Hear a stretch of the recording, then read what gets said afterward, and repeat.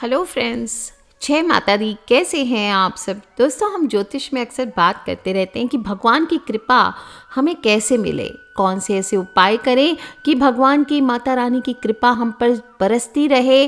और छोटे छोटे उपाय करते हैं, टोटके करते हैं, जिनके प्रभाव से हम किसी भी देवी देवता का आशीर्वाद प्राप्त कर सकते हैं। हमारे जीवन में आ रही कोई भी तरह की परेशानियां, चाहे वो धन संपत्ति की हो, आर्थिक समस्या हो, शादी विवाह की समस्या हो, रोग दोष हो, किसी व्यापार में समस्या हो, सभी का निदान हम कर पाते हैं।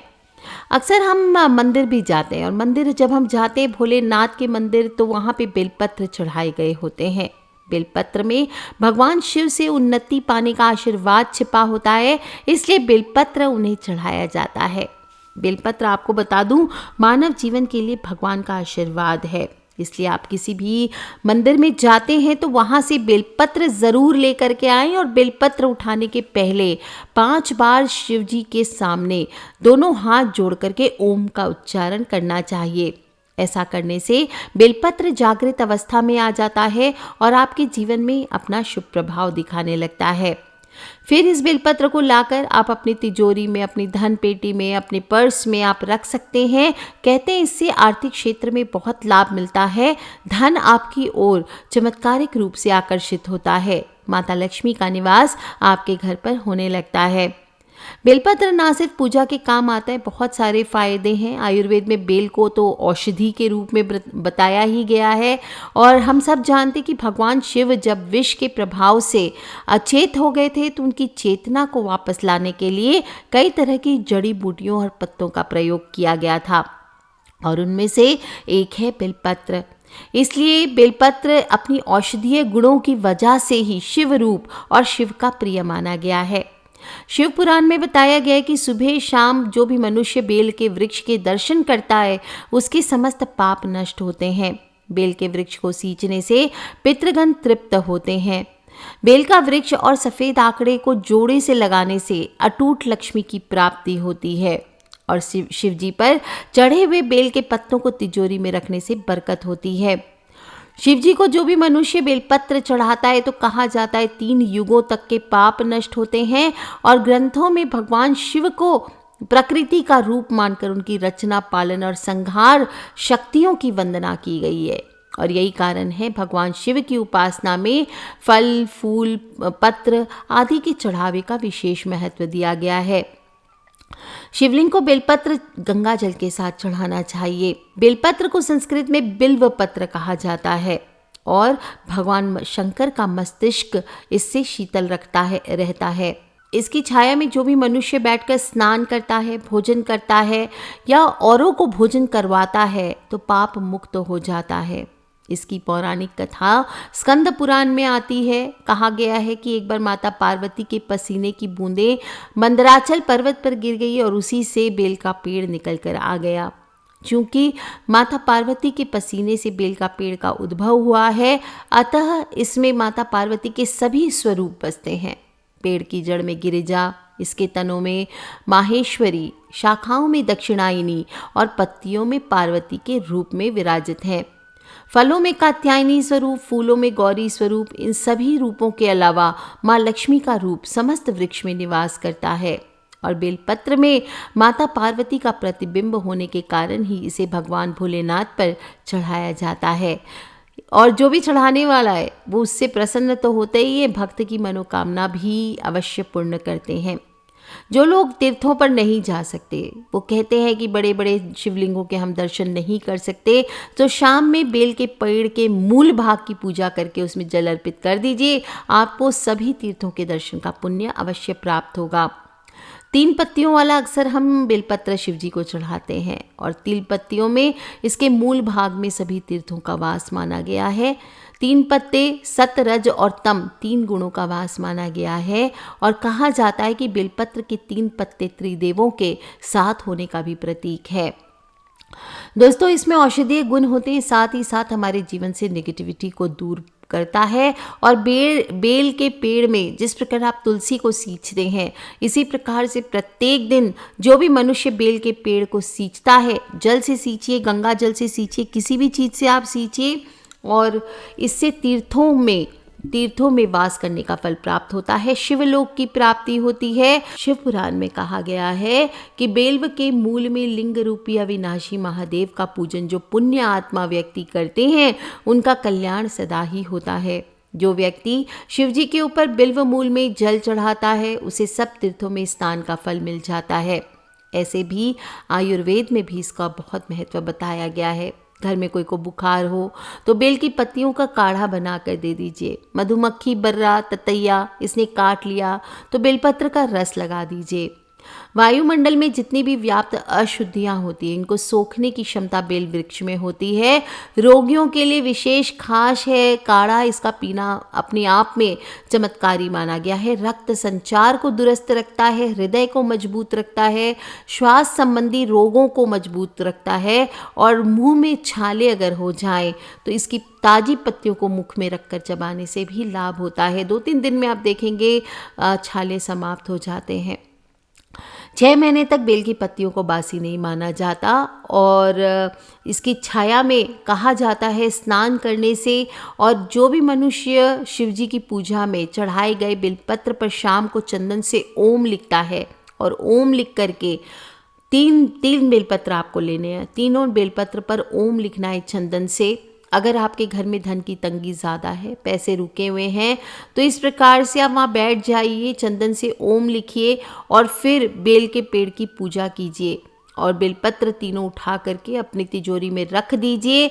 आप चाहें तो ये जो बेलपत्र आप चिपकाएंगे इसमें आप शहद से 2 चुटकी शहद ले लीजिए और जो बेलपत्र की 3 कलियां होती है इसमें जो बीच वाला पार्ट होता है, बीच की पत्ती होती है, इसमें आपको थोड़ा सा शहद लगा लेना चाहिए। चाहे तो दूध लगा लीजिए, बाय चांस शहद नहीं है। और इसके बाद इसको उल्टा करके यानी चिकने भाग के साइड से आपको शिवलिंग पर चेप देना है। इसके बाद इस पत्ती को अपनी हथेली से दबाना है और फिर जो भी मनोकामना है आप वो बोलिए। 11 बार अपनी मनोकामना आपको रिपीट करनी है और हर मनोकामना के साथ साथ ओम नमः शिवाय, ओम नमः शिवाय या ओम शिवाय नमस्तुभ्यम, ओम शिवाय नमस्तुभ्यम इस प्रकार से बोलते हुए आपको अपनी मनोकामना बोलनी है और फिर आप वापस घर लौट करके आ जाइए। आप चाहें तो शिव जी पर चढ़े हुए बेलपत्र को धोकर फिर से आप उन्हें अर्पित कर सकते हैं अगर आपके पास ताजे बेलपत्र ना हो तो। और इस प्रकार से कहा गया है जो भी मनुष्य शिव जी पर बेलपत्र चढ़ाता है उसकी सभी मनोकामनाएं अवश्य पूर्ण होती है। अगर किसी कारणवश आप गलत मुकदमेबाजी में फंसे हुए हैं तो रामचरितमानस के उत्तरकांड में लिखित जो श्री राम श्रुति है उसका पाठ करना चाहिए। साथ में कुछ बेलपत्र ले लीजिए और पाठ पूरा होने के बाद इन बेलपत्रों को बहते हुए जल में, या फिर किसी की शादी में देरी हो रही है तो 5 सोमवार तक शिव जी के मंदिर जाना है, वहाँ पर जल से अभिषेक करना है और ओम नमः शिवाय का मंत्र का उच्चारण करते हुए जितने बेलपत्र आपको प्राप्त हो सके, 108 का विधान आता है पर आप जितने बेलपत्र प्राप्त कर सके ओम लिख करके चंदन से आपको अर्पित करना चाहिए। साथ ही साथ आपको माता पार्वती का पूजन भी करना चाहिए। दोस्तों, बेलपत्र की ऐसी महिमा है कि कहा जाता है कि इसकी अगर किसी की शव यात्रा बेल वृक्ष की छाया से होकर गुजर जाए तो उसे अपने आप ही मोक्ष की प्राप्ति हो जाती है। बेलपत्र शिव जी के आशीर्वाद की तरह महामृत्युंजय मंत्र की तरह ही चमत्कारी होता है। जिन लोगों को रोग हो, स्वास्थ्य की समस्याओं हो तो 108 बेलपत्र ले लीजिए, चंदन में डुबोकर ओम नमः शिवाय का मंत्र का उच्चारण करते हुए शिवलिंग पर अर्पित कीजिए। सोमवार 8 सोमवार कीजिए, अच्छे स्वास्थ्य की कामना कीजिए। आप देखेंगे बड़े से बड़ा लाइलाज बीमारी भी धीरे धीरे ठीक होने लगती है। ये बीमारी का इलाज नहीं होता लेकिन शिव जी पर आपका विश्वास आपको रोगों से मुक्त करने में अवश्य मदद करेगा। जिन लोगों को संतान नहीं है, बहुत सारे लोग पूछते रहते हैं संतान के लिए चमत्कारी उपाय क्या हो सकता है, तो आपको बता दूं पूर्ण विश्वास के साथ सोमवार के दिन भगवान शिव का आप ध्यान रखें। आसान सा उपाय है। क्या करना है, आपकी जितनी उम्र है, ज़रूरी नहीं है सिर्फ सोमवार को करेंगे, किसी भी प्रदोष काल में आप ये कर सकते हैं। किसी भी शिवरात्रि हो, सोमवार हो, प्रदोष हो या फिर किसी भी दिन का प्रदोष काल हो, क्या करना है, अपनी उम्र के बराबर आपको बेलपत्र लेना है और एक पात्र में कच्चा दूध ले लीजिए, उसमें थोड़ा सा शहद डाल लीजिए 11 बूंद। अब एक एक बेलपत्र दूध में डुबोते हुए शिवलिंग पर चढ़ाते जाइए और प्रत्येक बेलपत्र के साथ ओम नमो भगवते महादेवाय, क्या बोलेंगे आप? ओम नमो भगवते महादेवाय, ओम नमो भगवते महादेवाय, ओम नमो भगवते महादेवाय, इस प्रकार से जप करें और साथ ही संतान प्राप्ति की प्रार्थना करें। कम से कम 7 सोमवार आपको ये उपाय करना है। कोशिश करें कि पूर्णिमा तिथि के बाद जो पहला सोमवार पड़े उससे आप शुरुआत कर सकते हैं। आप देखेंगे भोलेनाथ जल्दी ही आपकी प्रार्थना सुन लेंगे, आपकी खाली झोलियों को भरेंगे। सावन के महीने में बेल का वृक्ष लगाने से वंश की वृद्धि होती है, तो सावन माह में कर सकते हैं, या ऐसे भी बेल का वृक्ष लगाइए, बहुत ही चमत्कारी आपके लिए होने वाला है। दोस्तों, पति पत्नी अगर एक साथ बैठकर भोलेनाथ की पूजा करें और बेलपत्र चढ़ाएं तो वैवाहिक जीवन के सुख में वृद्धि होती है। और आप किसी भी दिन घर में बेल का पौधा लगाइए और रोज़ इस पर जल चढ़ाइए, इससे पापों से मुक्ति मिलती है। कुछ बातों का ध्यान भी रखना चाहिए कि जैसे आपको सोमवार को बेलपत्र चढ़ाना है तो रविवार के दिन इसको नहीं तोड़ना चाहिए। सोमवार को बेलपत्र नहीं तोड़े जाते। इसके अलावा चतुर्थी तिथि हो, अष्टमी, नवमी, चतुर्दशी और अमावस्या या संक्रांति के समय भी बेलपत्र तोड़ने की मनाही होती है। बेलपत्र कभी भी अशुद्ध नहीं होता। पहले से चढ़ाया हुआ बेलपत्र फिर से धोकर चढ़ाया जा सकता है। अर्पितान्यपि बिल्वानि प्रक्षाल्यपि पुनः पुनः शंकर अर्पयाणि न नवानि यदचित, यानी अगर भगवान शिव को अर्पित करने के लिए नूतन बेलपत्र ना हो तो चढ़ाए गए पत्तों को बार बार धोकर चढ़ाया जा सकता है। बेलपत्र की पत्तियां कटी फटी नहीं होनी चाहिए, खंडित मानी जाती है, और हमेशा चिकने भाग से, चिकनी जो सतह है उसका तरफ वाला भाग शिव जी की प्रतिमा को स्पर्श करे, ऐसे आपको बेलपत्र यानी उल्टा बेलपत्र चढ़ाना चाहिए। बेलपत्र को हमेशा अनामिका, अंगूठा और मध्यमा उंगली की मदद से चढ़ानी चाहिए। पूरे हाथों से ऐसे पकड़ के नहीं चढ़ाना चाहिए।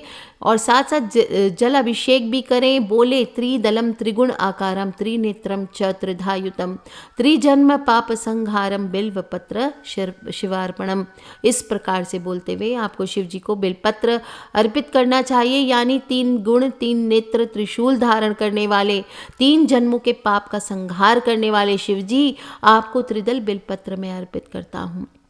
बेलपत्र को श्री वृक्ष भी कहा गया है। इसकी पूजन करने से पाप हो, दरिद्रता हो, सभी का अंत होकर मनुष्य वैभवशाली बनता है। महालक्ष्मी माता प्रसन्न होती है। इस वृक्ष के आसपास सांप आदि नहीं आते और वायुमंडल में व्याप्त अशुद्धियों को सोखने की क्षमता सबसे ज़्यादा बेलपत्र में होती है। 4, 5, 6, 7 पत्तों वाला बेलपत्र परम भाग्यशाली माना गया है। मिल जाए तो शिवजी को अर्पण कर इन्हें फ्रेम करा के आप घर पे रख सकते हैं। बेल वृक्ष को काटना नहीं चाहिए, वंश का नाश होता है, और बेल का वृक्ष लगाने वाले के वंश की वृद्धि होती है। सुबह शाम बेल वृक्ष के दर्शन करने मात्र से पाप का नाश होता है, और बेल वृक्ष को सींचने से आपके पितर भी तृप्त होते हैं। बेलपत्र और ताम्र धातु यानी तांबे के धातु का एक विशेष प्रयोग से ऋषि मुनि स्वर्ण धातु का उत्पादन भी किया करते थे। और जीवन में सिर्फ एक बार यदि भूल से भी शिवलिंग पर बेलपत्र आपने चढ़ा दिया हो तो कहा जाता है आप सभी पापों से मुक्त हो जाते हैं। तो दोस्तों, बेल वृक्ष का रोपण करके, पोषण करके, संवर्धन करके आप महादेव से साक्षात्कार कर सकते हैं। और बेलपत्र में ध्यान रखना चाहिए एक और बात, चक्र या वज्र नहीं होने चाहिए। ये निशान जो होते हैं ये कीड़ों द्वारा बनाए गए सफ़ेद चिन्ह होते हैं, चक्र कहलाते हैं, और डंठल के मोटे भाग को भी वज्र कहते हैं। बेलपत्र 3 से लेकर 11 दलों तक होता है, तो जितने अधिक पत्र हों 3 से ज़्यादा उतने उत्तम माने गए हैं। और अगर बेलपत्र ना हो तो सूखे बेलपत्र का चूर्ण भी चढ़ाकर आप बेलपत्र चढ़ाने की पुण्य को प्राप्त कर सकते हैं। दूसरे पर अगर शिवलिंग पर किसी लोगों ने बेलपत्र चढ़ाए हुए हैं तो आपको उनका अनादर नहीं करना चाहिए। और अगर आपको किसी भी हालत में बेलपत्र या उसका चूर्ण नहीं मिलता है तो आप उसके स्थान पर चांदी का बेलपत्र चढ़ा सकते हैं। 1.25 लाख जप सिद्धि करके चांदी का बेलपत्र घर में रखिए और उसे पुनः पुनः बार बार आप शुद्ध जल से अभिषेक करके स्थापित करते जाइए। तो दोस्तों, सभी लोग बेलपत्र की महिमा को समझे, शिवजी पर बेलपत्र अवश्य अर्पित करें। बेल का वृक्ष ज़रूर अपने घर में लगाएं और पेड़ को क्षति ना पहुंचाएं। ध्यान रखें, जब भी बेलपत्र तोड़ते हैं तो टहनी से चुन चुन कर सिर्फ बेलपत्र ही तोड़ना चाहिए, कभी भी पूरी टहनी नहीं तोड़नी चाहिए। और पत्र इतनी सावधानी से तोड़ना चाहिए कि वृक्ष को कोई नुकसान न पहुँचे। बेलपत्र तोड़ने से पहले और बाद में वृक्ष को मन ही मन प्रणाम अवश्य करना चाहिए। आप देखेंगे इन छोटे छोटे उपायों से आपके घर में कभी भी पैसों की कमी नहीं होगी, धन लाभ के योग बढ़ेंगे, पाप हो दरिद्रता हो इनका अंत होकर वैभवशाली जीवन आपको प्राप्त होगा। महालक्ष्मी माँ प्रसन्न होगी। और बेल के पेड़ की जरा सी जड़ सफ़ेद धागे में पिरोकर रविवार को पहन लेते हैं तो आपको अगर हाई ब्लड प्रेशर है, गुस्सा ज़्यादा आता है, असाध्य रोग है तो उससे भी निजात मिलेगा। भगवान शिव के अंश अवतार हनुमान जी को भी बेलपत्र अर्पित करके प्रसन्न करना चाहिए। इससे भी घर में धन दौलत की वृद्धि होती है, अधूरी जो मनोकामनाएं हैं वो पूर्ण होती है और 1 करोड़ कन्यादान के बराबर फल मिलता है। तो दोस्तों कर लीजिए, आप भी उपाय करें और अपने फ्रेंड्स, फैमिली, मम्मी पापा, भाई बहन, बच्चे सभी लोगों से इसे शेयर करना बिल्कुल ना भूलें। किसी भी तरह के प्रश्न हो प्लीज़ मुझे वीडियो के नीचे लिख करके अवश्य पूछ लें। खिलखिलाते रहें, मुस्कुराते रहें। Take care friends, love you all. जय माता दी, बम बम भोलेनाथ की। तो आज की शाम शिव जी पर, भोलेनाथ पर एक बेलपत्र चढ़ाना बिल्कुल ना भूलें। आज के लिए इतना ही। Take care friends, love you all. जय माता दी, बम बम भोलेनाथ।